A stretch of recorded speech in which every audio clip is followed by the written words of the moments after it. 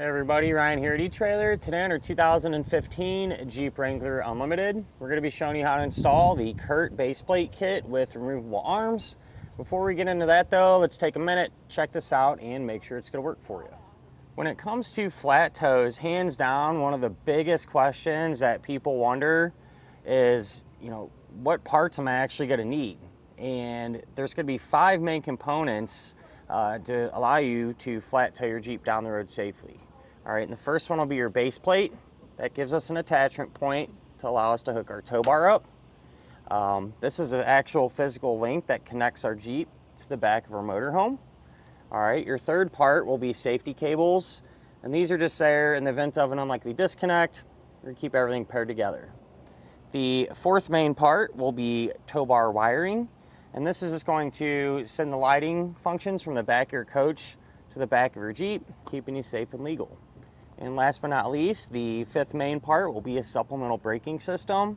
And what this is going to do is apply the brakes in your Jeep whenever you hit the brakes in your RV, bringing you to a complete and predictable stop.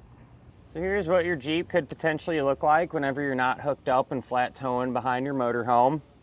And I think it looks pretty good. Even though the base plate is completely visible, it looks right at home on the front of a Jeep. Just about any accessory you put on these, the Wrangler accepts it very well. So really can't go wrong there in terms of the appearance, at least in my opinion. And a small detail that I've noticed too, which I think is nice, is actually give you some plugs, right? So when you're not using, not flat towing, you can take these caps, put them in there. Not only does it look better, but helps keep the debris and junk from getting inside of there and making it difficult to use, which on a Jeep I think is important, especially if you're going to be out hitting the trails and things like that. It'll keep these openings nice and clean. Whenever you are ready to actually hook up, everything's going to be pretty straightforward, and that's because it does use these removable arms here, and they're quick connect styles. So what you would do is simply just put these in, rotate it about a quarter turn, it'll lock into place. You'll have the same setup here on the other side. Now we're going to have the attachment points we need to hook up our tow bar. And you can take your tow bar and get it hooked up as well as your other components. And the way this is going to work with our base plate, just lines up. Put the pin in, and everything's brand new on this setup, so it's a little tight. That'll just slide through, and now you have that connection point. So with that said, this base plate is going to work with CURT style tow bars, as well as Blue Ox style tow bars like the one that we have here today, and a lot of others as well, because nowadays you can get adapter ends more than likely that'll allow you to convert. Let's say if you had a Roadmaster tow bar, just for example, that you really liked and already owned, and then you ended up with this base plate, chances are pretty good you can get that adapter in, change the ends out, and allow you to pair those together as well. The base plate's also going to have these end caps here, which will double as our safety chain openings. And even though they're relatively small, they are going to be, sizable enough to allow you to use just about any size hook that you might have on the end of your safety cables. This is what your Jeep can look like whenever you have it all hooked up, and I think it looks pretty good. The base plate kind of keeps everything organized and easy to see and get to, which is definitely a good thing. Now with that in mind, there's just so many different types of submodels and different types of bumpers and everything else when it comes to these Jeeps.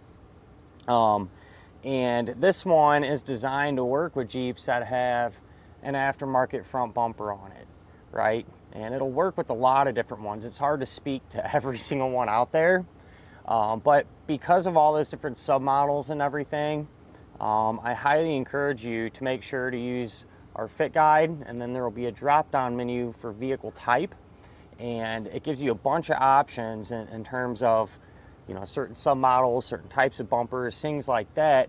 That way you can make sure you get the right base plate for your Jeep.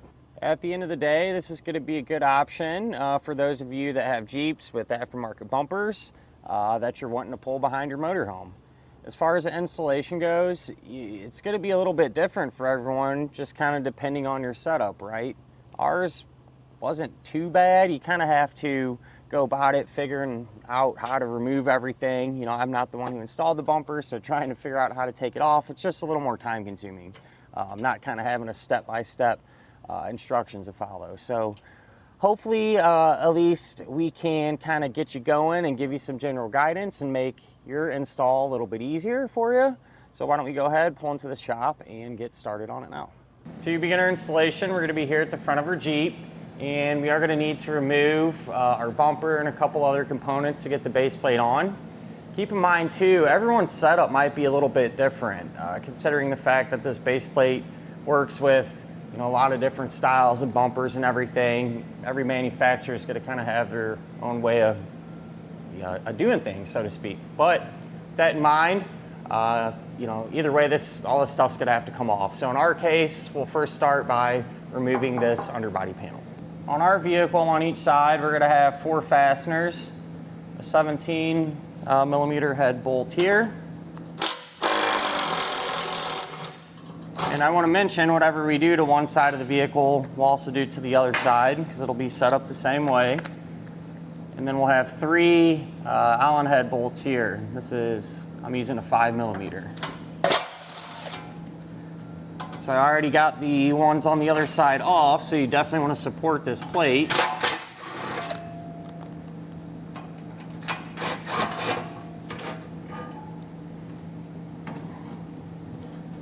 And we can lower this down and get it removed.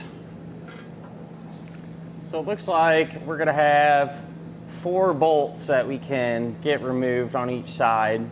This one here, in our case, they're all 19 millimeters. Pull that one out, and then this one here at the front looks like it can come out. And then 2 over here on this side. What I think I might do though is loosen this one, but leave it in. That way, if this does happen to be the last bolt holding the bumper on, it's not going to fall off. So I'm just going to loosen this one up. And completely remove this one up here. At this point, you want to go through and make sure you disconnect any electrical stuff. So we have lights and a winch, whatever your vehicle has. They're all going to pretty much work the same way. A lot of times you'll have a tab in the center you can push down on, and pull back on it, and that will separate everything. In our case, we're going to have 4 Allen head bolts that look just like these. So 4 on each side. 2 there, and 2 on the other side of this piece. And we have an 18 millimeter head nut behind it that we'll want to hold with a wrench to stop it from spinning, and ours is tight. Get a tool in there, so. And then the head of our Allen bolt is an 8 millimeter.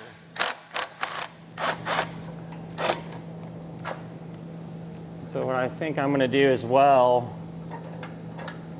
is just leave one of these in hand tight. This one's probably the easiest to get to. Just because this bumper is so heavy, if I take all this stuff off, I really don't want it to come falling down. So do that same thing for the rest of them.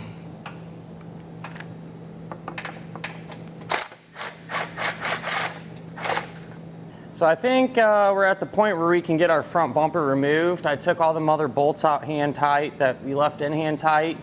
And I'm just going to try to drop this right down on the cart because we have a winch. I wasn't able to locate that connector, so we don't want to pull this thing, off super far.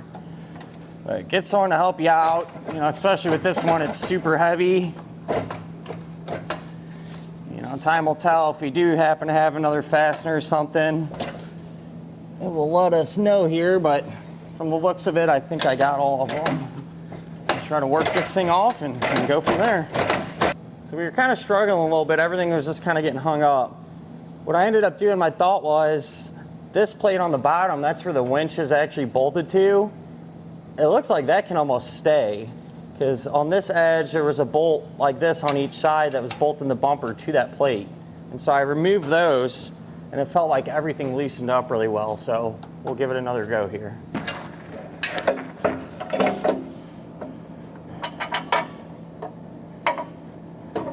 Start to get some of our hardware in place now. So I have this 5/8 fish wire, take the coil end of it, put it through this hole and out through that opening there. And then the appropriate spacer block, put that over it. Then the 5/8 bolt. We'll thread that onto the fish wire. And push that through the opening. Pull this up, make sure it goes through there. Sometimes it can be kind of tight in this fish wire when it gets hung up in that hole. If that happens, you always come in with a file or some sandpaper or something, kind of just knock the paint off of it essentially. But we know that fits good, and what we'll do is just barely push it back in the frame. Have the other side set up the same way, that way it doesn't interfere with our base plate when we go to slide this on. What you're able to do now, get someone to give you a hand with this. Take your base plate, put the pull wire through that hole. And it's usually a pretty tight fit. And get everything lined up.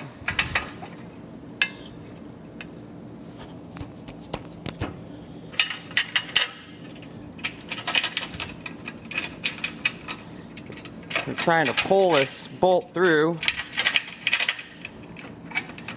Like that, and then once you have it in place, go ahead and remove your pull wire, take the flange nut and get that started hand tight.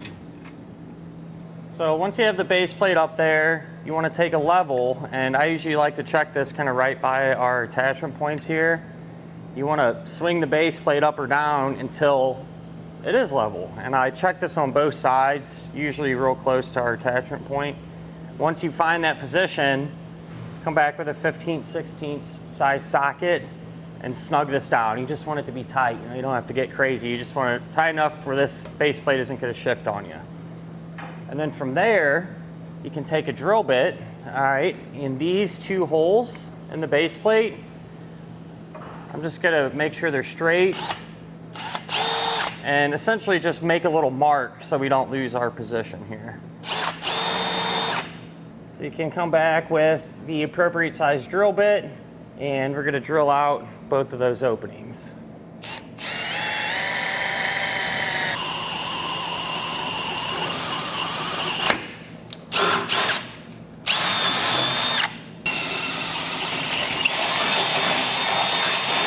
You can take this spacer block now, and the holes in it are going to line up with the holes that we drilled. It's just sliding like that. In our case, this is pretty loose actually. A lot of times it'll be tight and this won't want to go in. If that's the case, since we already have our holes drilled, you can loosen this nut up a little bit to buy you some more room to get this in there. But what I'm going to do is line it up with the one towards the back first, then just take some type of tool, to keep everything lined up and prevent this from kind of falling all over the place. And then take a pull wire, all right, take the coiled end of it, run it through the base plate, through the spacer block, through the frame, and you want to push it towards the front of our Jeep. And the whole goal here is to get it to pass out of, or pass through rather, this hole here on the bottom. If I can manage to get it out. All right, so you got it set up like that. Take your spacer block and this carriage bolt. And I like to thread the carriage bolt almost all the way on. I leave it enough so it can bend a little bit because it's kind of tight in the frame.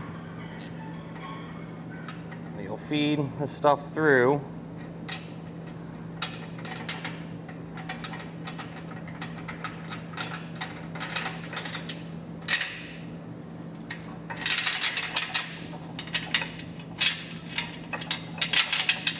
And then you can work it around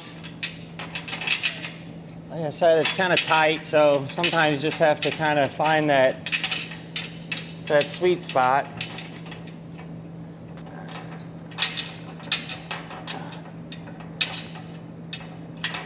And sometimes too, if you even kind of reach in and get the spacer block over the bolt, there we go.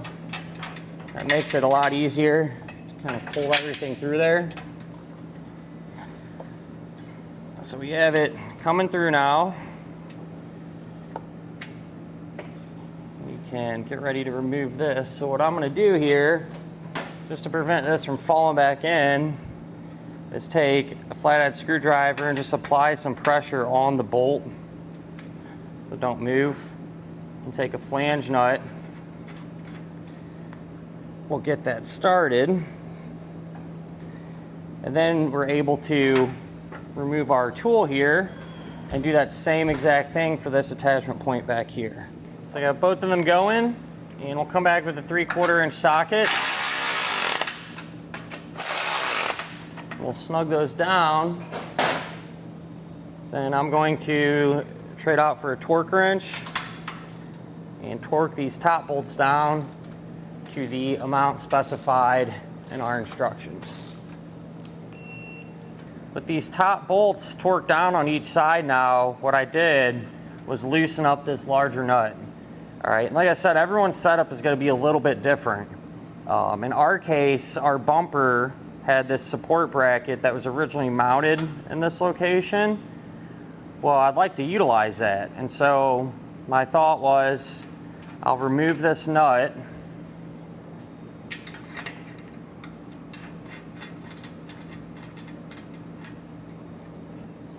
and slide the bracket over, and up top here in the corner of the bracket I did have to notch it a little bit to clear that bolt up there.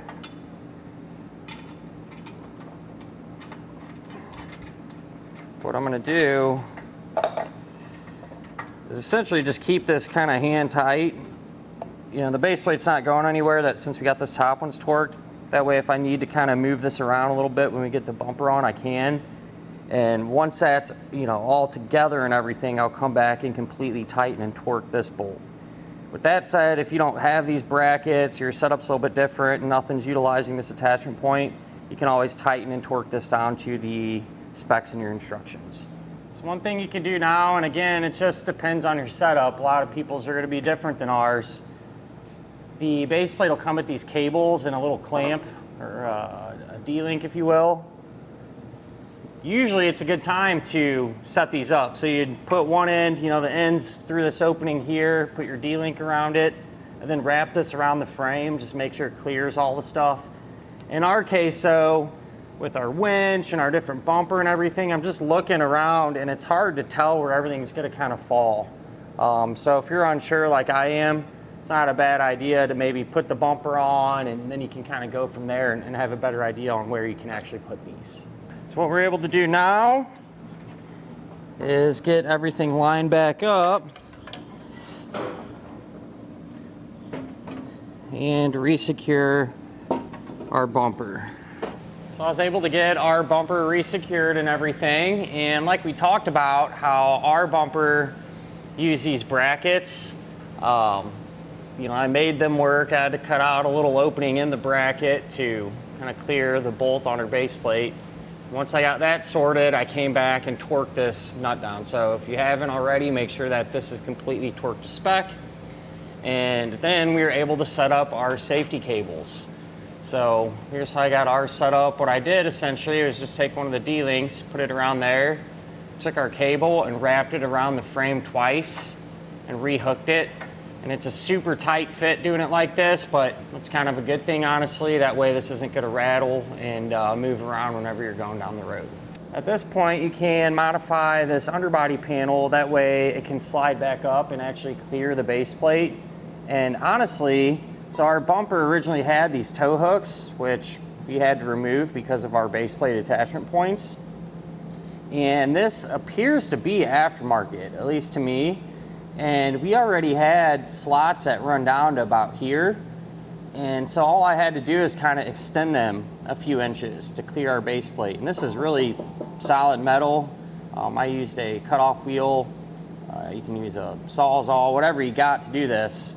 And again, it's really just going to depend on your underbody panel. I can't speak for everyone's aftermarket bumper as far as that goes, but at the end of the day, you know, there's a diagram of instructions, kind of tells you where to cut. You can follow that or use your best judgment. You know, take this and kind of hold it up in place and see where it's going to interfere with the base plate and make those cuts. I was able to get our underbody panel reinstalled the opposite way that I removed it, and I think it turned out really good. Everything looks clean and kind of blends in. And with this all wrapped up, now you can move forward with doing some of your other flat toe components like wiring and your braking system and things of that nature. And that'll finish up our look at and our installation of the CURT Base Plate kit with removable arms on our 2015 Jeep Wrangler Unlimited. All right, so when you're not towing, when you want these to be released, you just pull that tab and then you twist and pull out. Okay. And then do the opposite.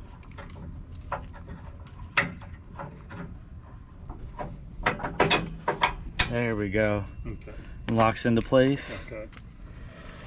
All right, we'll get you set up on your tow bar here. This is what it looks like whenever it's in the storing position. Simply lift up and lift down. These pull apart.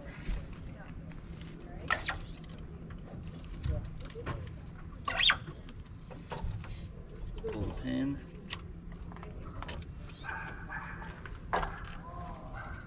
Match up the holes.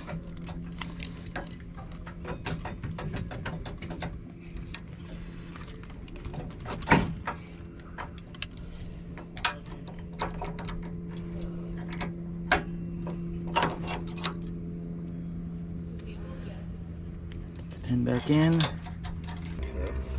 It's that easy. And then if you want to, you can step across and do that one yourself, just to kind of get you a feel for it. Does this undo? That is, so yeah, if this is fully locked out and you need some give in the tow bar itself, you just pull that and it releases all the tension. Okay.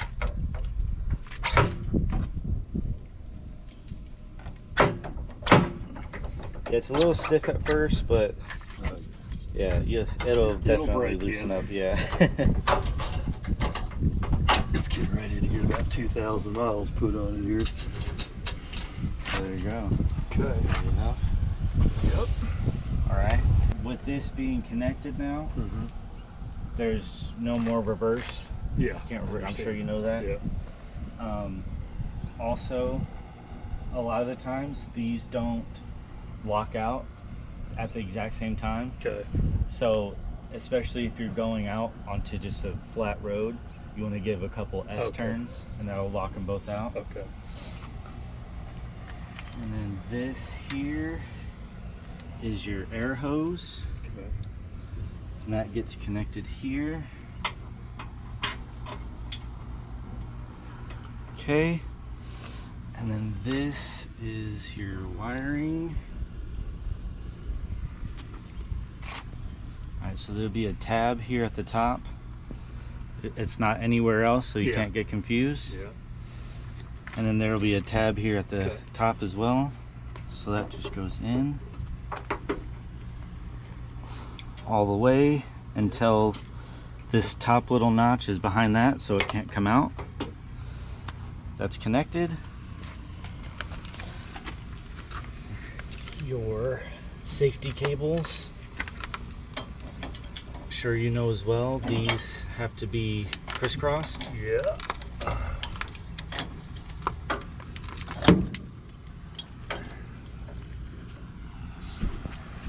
I think they're already crisscrossed, so that helps.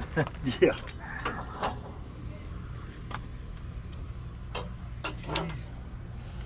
Quick and easy. And last but not least is your breakaway switch. So that always has to be connected directly to the hitch. So that way, It's law now. if something ever happens and this pulls out, automatically applies the brakes so it doesn't go into traffic or in the ditch. Okay. And that's it for up here. Okay. All right, so then now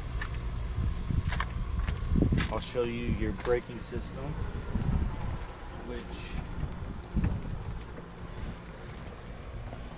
is just that little, if you look up underneath there where the brake is, there's a little solenoid there. Yeah. That's the only part of the entire braking system that you'll see. Okay.